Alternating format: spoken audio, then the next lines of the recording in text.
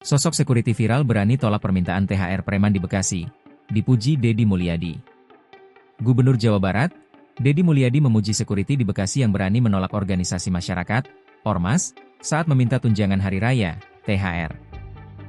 Diketahui, baru-baru ini media sosial dihebohkan dengan preman bernama Suhada yang meminta THR lebaran ke salah satu perusahaan plastik di Bantar Gebang, Kota Bekasi. Security perusahaan plastik itu menyebut bahwa Suhada datang bersama 3 rekannya untuk meminta THR. Ia pun memberi Rp20.000 kepada pria yang viral mengaku jagoan Cikiwul tersebut. Namun, Suhada menolak pemberian security tersebut dan ingin bertemu dengan pimpinan perusahaan tersebut.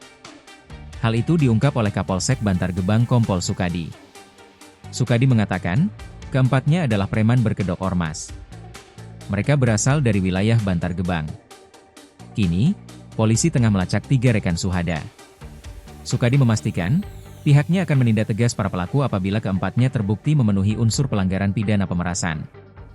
Deddy Mulyadi mengatakan menjelang Lebaran banyak kelompok yang meminta THR kepada lembaga pemerintahan hingga lembaga bisnis atau swasta di Jawa Barat. Atas permintaan THR itu, Deddy Mulyadi menegaskan tidak usah diberi. Jika kelompok tersebut mengintimidasi atau mengancam, Deddy Mulyadi pun meminta segera melaporkannya kepada pihak kepolisian. Seluruh aparatur kepolisian di Jawa Barat, kata Deddy, sudah berkomitmen menindak tegas berbagai pihak yang mengancam dan mengganggu ketenangan masyarakat, termasuk ketenangan investasi. Pada security salah satu perusahaan di Kota Bekasi yang viral, Deddy menyampaikan ucapan terima kasih atas keberaniannya. Ia meminta seluruh security di Provinsi Jawa Barat memiliki nyali yang sama dengan security tersebut.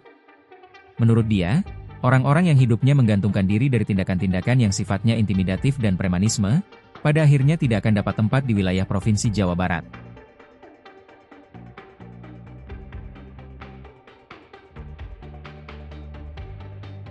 Download Tribun X sekarang, menghadirkan lokal menjadi Indonesia.